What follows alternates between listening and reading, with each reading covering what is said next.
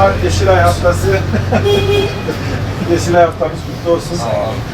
2026 yılı bağımsızlık. Sizi de Yeşilaycı olmaya davet ediyoruz. Destek almak istiyorsanız Yeşilay Danışma Merkezimizi arayabilirsiniz. İnşallah. Ücretsiz ve gizlilik esaslı hizmet vermekteyiz. Teşekkür ederim. 7/24 arayabilirsiniz. 2026 yılı bağımsızlık yılı olarak ilan edildi. 2026 yılının Yeşilay Haftası 1-7 Mart Yeşilay Haftası olarak kutlanmaktadır. Bu nedenle Mardin Yeşilay yönetimi, gönüllüleri, Genç Yeşilay ekibi, kadın komisyonumuz olarak Mardin 1. Cadde'de bugün esnaflarımızı ziyaret ederek de bağımlılığın 5 türü hakkında farkındalık çalışması yapmaktayız.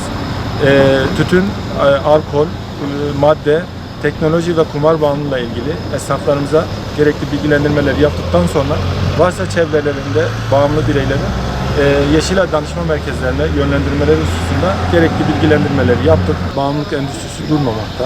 Yani yaş fark etmeksizin kimi bağımlı hale getirebilirse onlar için bir kazanç olarak görülmekte. Dediğimiz gibi yaşla kullanım yaşı gitgide Türkiye'de bayağı bir aşağı düşmekte. Bu üzülerek belirttiğimiz bir durum.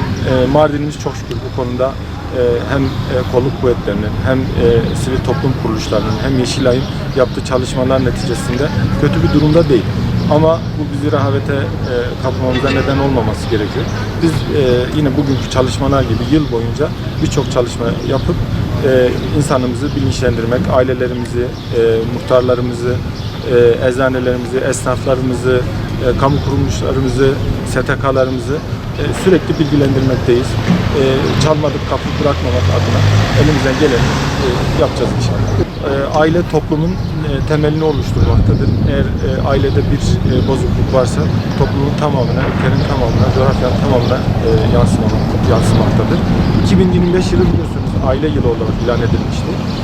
Hemen akabinde 2026 yılı bağımsızlık yılı ilan edildi. Bunlar tamamen birbiriyle bağlantılı olan planlamalar. Yani aileyi korumak, ailenin korumanın yanında sağlıklı bir ailenin oluşmasını sebep olmak.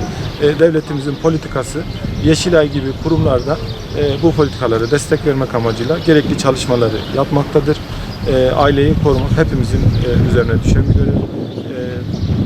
Bu nedenle de bağımlılıklardan uzak bir aile olmasını diliyoruz.